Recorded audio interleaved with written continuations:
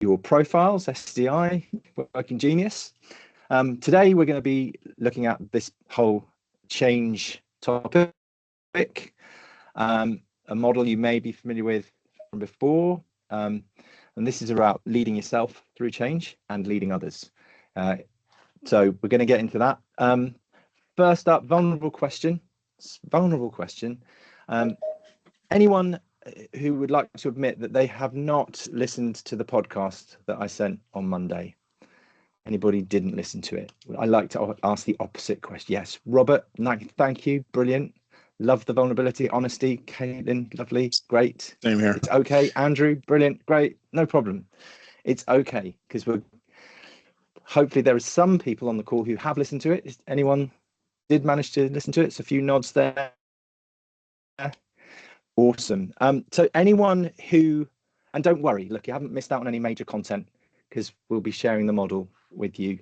And if you've got it nearby or it's on your inbox, your e-booklet, page 21 has the model. We're going to go through that in a minute. But first up, just anyone who listened to that podcast, maybe Zach, you might want to go for this, but maybe you don't. It's okay.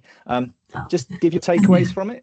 Like this course is about helping each other as much as us teaching you stuff. So what did you take away from that that podcast? Change is easy, transition is hard. Help the folks that didn't have a chance to listen. Yeah, I think. Go ahead, Dave. Okay. So I thought the really interesting part of it was any change can have loss, whether it's positive or I thought as like and as you went through it and it's like, oh yeah, but this. So I thought it was a really interesting part of it. Yeah, nice. Yeah, even great news comes with a loss. Zach. Yeah, I thought I was gonna mention that as well. And then the other piece of it, I think, is just the way it was framed. Right? Is I've said it, but just not that way in time. It's like I've told my team, hey, in 6 months we'll never even remember we used to do it that way. We just got to get through this first bit, right? And that's the transition bit. So I've never heard it phrased that way. I've never seen it modeled that way. But in practice, it just resonated so deeply. It's like it's not actually the change. It's just getting over that initial hurdle, getting folks, and that loss model makes a ton of sense, right? And it's positive or negative. Yeah, and not getting stuck. Sometimes people get stuck in that messy middle. Anyone else got any kind of takeaways from it? Personal takeaways, professional takeaways from what they heard? Owen, you put your hand up. Yeah, I guess for me it was about like marking the change almost. So I think there was an example where like two teams had been merged together. And like the first thing they did was actually like bring them together and almost did like, I think it was an example of like almost like a wedding ceremony, like bring them together.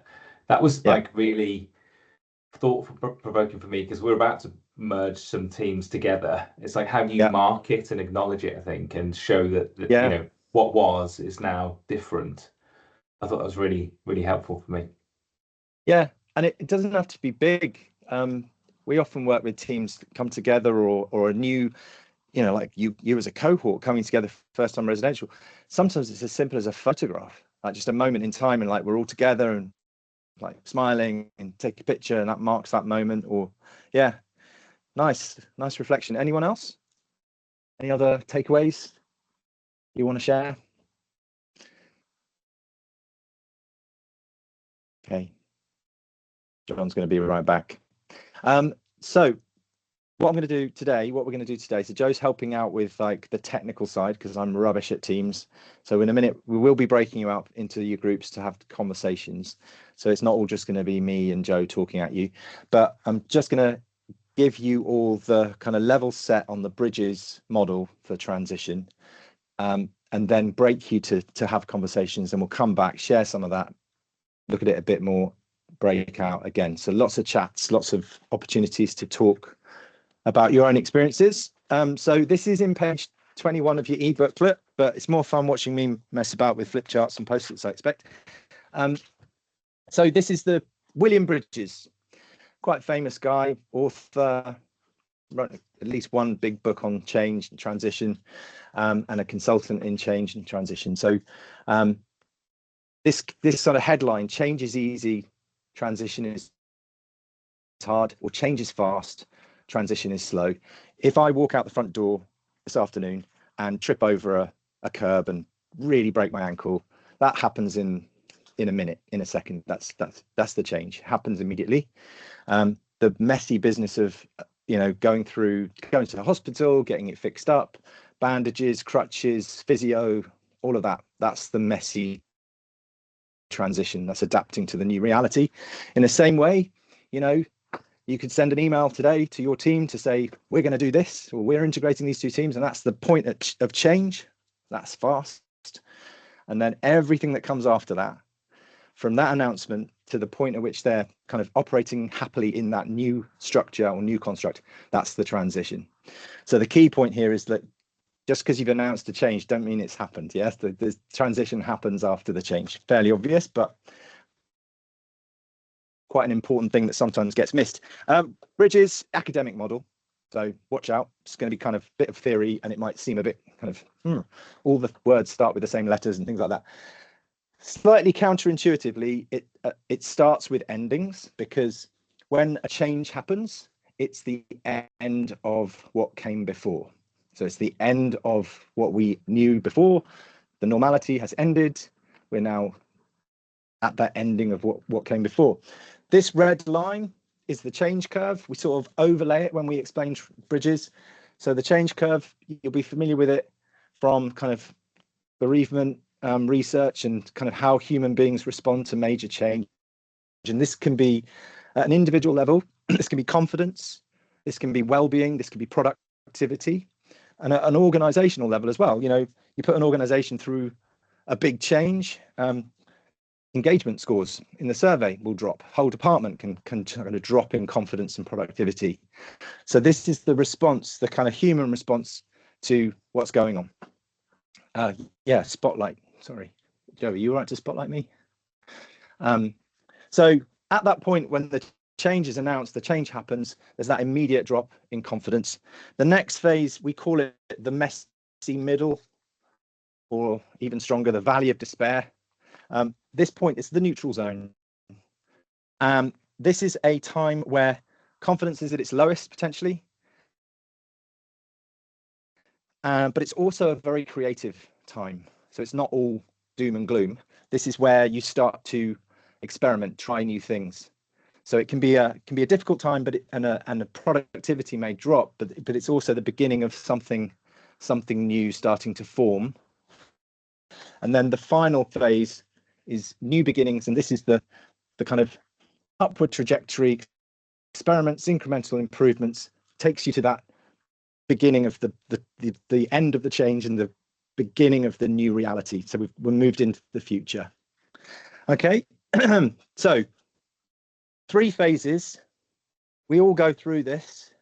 We can get stuck. We can be going up this way and then slip back down. We can be on our way up here, feeling good. We've embraced the change. We've got some stuff going on. Then we look around us and everybody else is still stuck, and it drags us back down. So it doesn't automatically flow. The key to leading people through change is to try and accelerate this process, or kind of drive this process forward, rather than kind of getting stuck in this messy middle. And in order to do that, you first as leaders, you need to be okay. And the analogy I use here is like on an airliner, when there's an emergency and the oxygen masks drop down from above, and they tell you to, what do they tell you to do first? Put your mask on first. Yeah, put the mask on yourself first, then choose your favorite child, yeah, and put it on them. So see, as leaders going through change, we need to be okay first in order to be able to look after our teams. Because if we're going through this and we're stuck here and we're not in a good place, productivity, well-being, then we're not going to be showing up well for our teams. We're not going to be able to help them through. So now, of course, as leaders, you often get to ride this roller coaster first anyway. You're sometimes aware of a change coming, and then the other trap that we're familiar with as leaders is that we fall into that thing of like, well, we've had time to go through this transition at the point at which we're announcing it to the rest of the organization. And that's another little trap that we can fall into, where we forget that everyone else is hearing it for the first time. We'll come to that a bit later. The first thing I want you to do is to start thinking about what happens in this initial reaction and this initial point at which the change happens. And what Bridges identified is 7 losses. 7 losses. Hopefully, nobody here has ever had a situation where they've experienced at work all 7 losses. That, I think that would be pretty significant. But they're a good little checklist when thinking about for yourself, what am I going through with this change? And also, if you're coaching folks in your team, it can be a useful kind of thing to have in your mind. There's different types of losses that people experience when they're going through a change. And as I can't remember who it was, said, even a positive change, you can experience loss. So the birth of a child, my son was born, fantastic, the best news in my life. I lost time, I lost energy, I lost sleep. You know, these losses happen, even with good change. So the 7 losses, I'll go through them very quickly. The loss of turf. So I used to be responsible for this team or this domain, this area of expertise, this department. Now I don't know if I'm going to be responsible for that anymore. That's a big deal for me. I've lost that.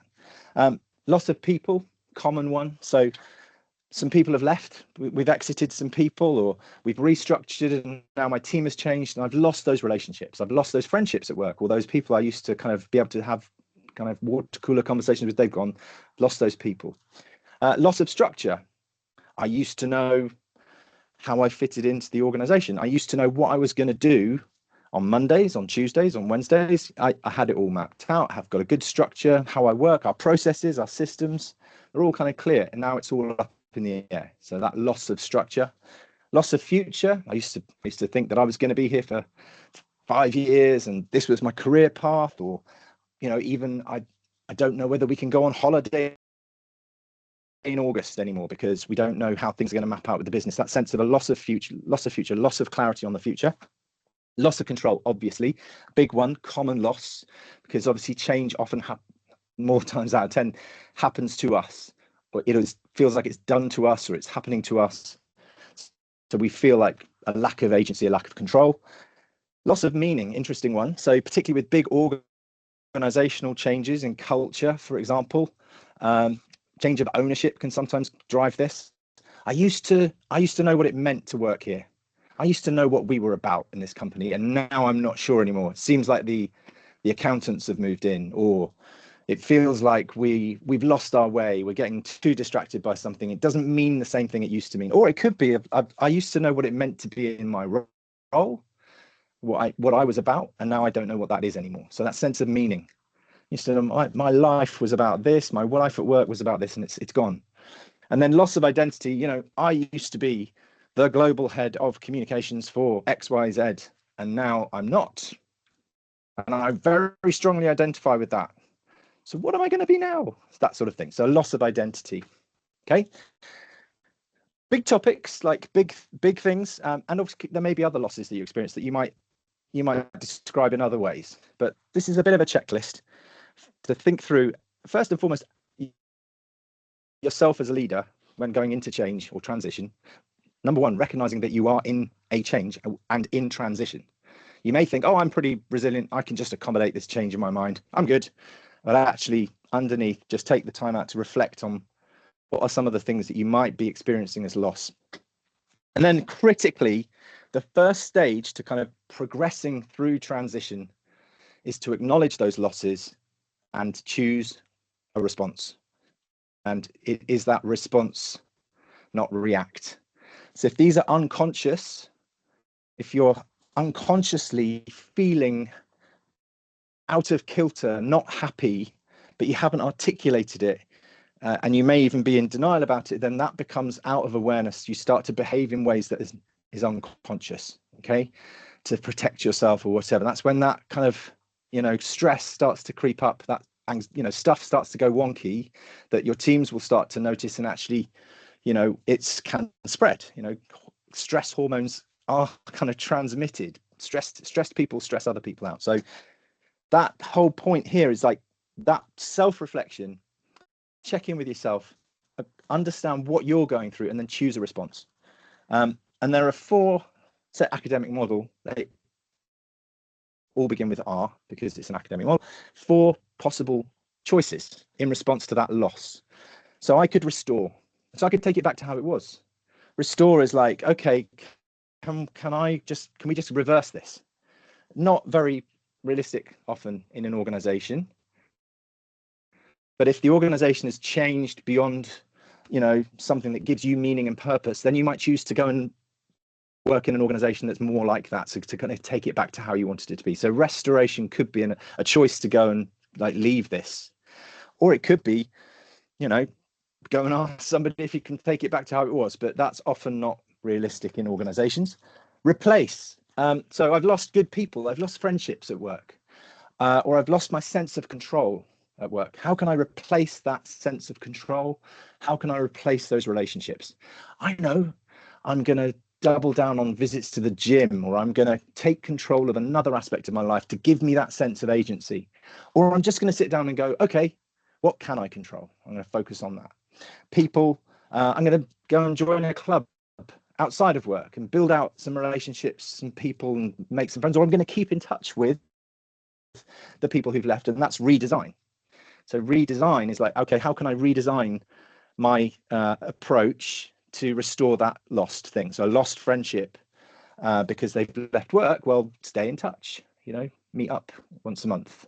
A lost sense of control, redesigning it. Okay, rethink, what is it that I can control, and how can I kind of make that work for me at the moment? Relinquish, just posh word, sophisticated academic language for let it go. Begins with an R, so they had to go with relinquish. Just let it go. So I've lost some people. Okay, that's okay. I'm okay. I'll just let them go. Oh, my watch just talked to me. So 4 potential responses. Okay, restore, replace, redesign, relinquish. The key here is, if you don't do that, you can get stuck, and we don't want to get stuck. Bereavement, big change that happens. Hopefully rarely, but we can end up spending some time in denial, sometimes just kind of refusing to accept the reality of the situation. That's this kind of avoiding a response. Okay, so that ability to go, okay, let's and talk to somebody about it, that kind of thing, to help you unpack it, reflect, see what it is, and go, okay, what's my response? I've now got more agency in the situation because I'm now choosing a response. Okay.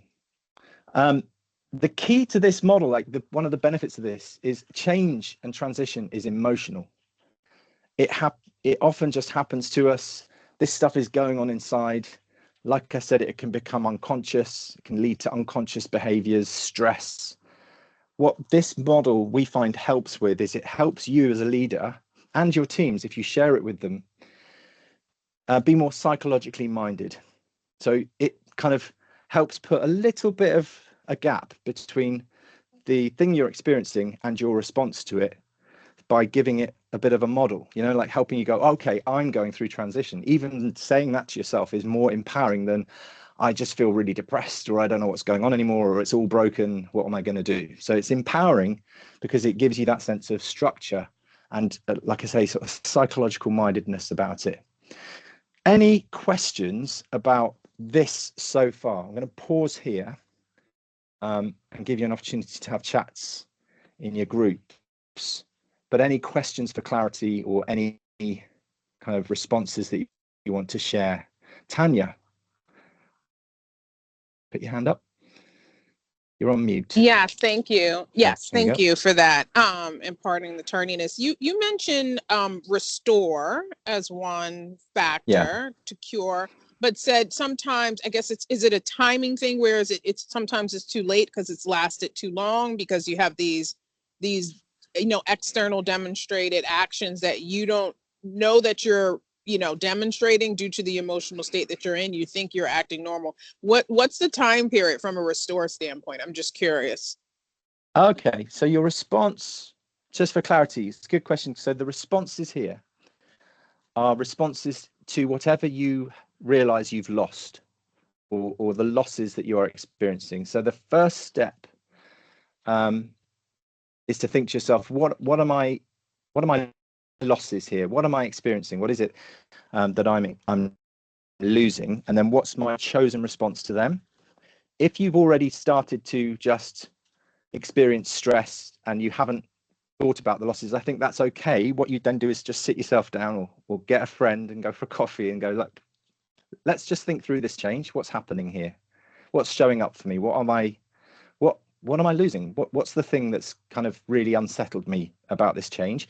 And then talk it through with yourself or with that trusted person and go, okay, what's my response to that? Am I going to just be okay with it and let it go? Or am I going to, is something specific that I want to get back that I'm going to try and replace, redesign? And restore is kind of like, how do I find a way to make it go back to how it was, which sometimes can be difficult. Like, somebody announces they're restructuring your department, that would mean you going to them and saying, can we not do that? Can we take it? Can we not do that? I'd like to restore it back to, and they're going to go. I've got a live example if you want, Chris, because I spoke to a client about it this morning.